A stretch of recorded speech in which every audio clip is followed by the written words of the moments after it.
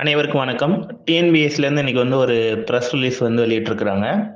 Recording group 4 சம்மந்தமா.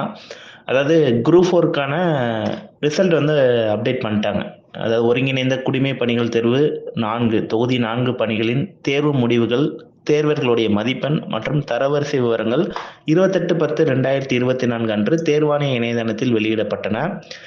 அடுத்து கணினி வழித்துறை சான்றிதழ் சரிபார்ப்பு, அதாவது ஆன்ஸ்கிரீன் சர்டிஃபிகேட் வெரிஃபிகேஷன் சொல்லுவாங்க. ஸோ அதுக்கான மதிப்பெண்கள், ஒட்டுமொத்த தரவரிசை எண், இடஒதுக்கீட்டு விதி, காலி பணியிடங்களோட எண்ணிக்கை அடிப்படையில் தற்காலிகமாக அனுமதிக்கப்பட்ட தேர்வர்களுடைய பட்டியல் தேர்வாணையத்துடைய இணையதளத்தில் 7/11/2024 அன்று வெளியிடப்பட்டிருக்குது. தேர்வு முடிவுகள் வெளியிடப்பட்ட 6 வேலை நாட்களில் இப்பட்டியல் தேர்வாணையத்தால் விரைவாக வெளியிடப்பட்டுள்ளது என்பது குறிப்பிடத்தக்கது அப்படிங்கிற மாதிரி கொடுத்திருக்கிறாங்க.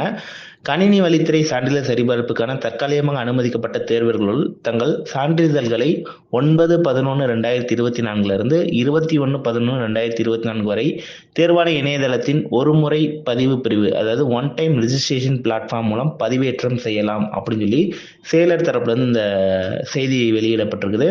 ஒன்றும் இல்லை, 28ஆம் தேதி ரிசல்ட் போட்டுட்டோம். அதுக்கப்புறம் இப்போ 7ஆம் தேதி என்ன போட்டிருக்கோன்னா, அடுத்த கட்டமான சர்டிஃபிகேட் வெரிஃபிகேஷனுக்கான லிஸ்ட் நாங்கள் டிஎன்பிஎஸ்சி வெப்சைட்டில் போட்டிருக்கோம்.